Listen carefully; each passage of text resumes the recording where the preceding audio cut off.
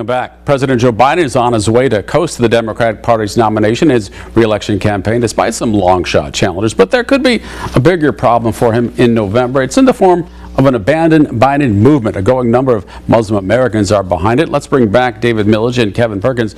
They're upset with Biden's policy toward Israel specifically and his reluctance to pressure Israel into an immediate ceasefire in Gaza.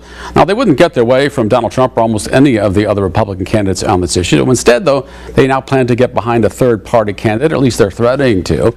How much do you think this could swing the election, and will it force Biden to change his stance regarding Israel? Kevin Perkins. You know, there are many crises that you have to face as an incumbent president. You have to run for president, and you have to deal with these crises as you're running. And I have confidence that Joe Biden, like he says, you know, don't compare me to the Almighty, but compare me to the alternative. And right now, you know, the alternative is Donald Trump.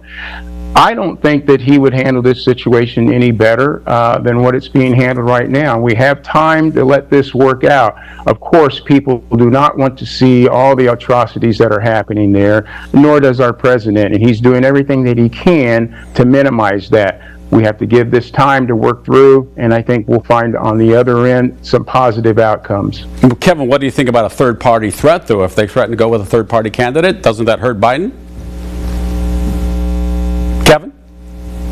A third-party candidate, did you say? Well, if this group does follow through with their threat to go and support a third-party candidate, doesn't that hurt Biden's chances of re-election? Well, anytime you have a third-party candidate entered into the race, it can hurt both candidates. Absolutely. David Millage, what do you think about this threat and the possible danger to a re-election bid by the president?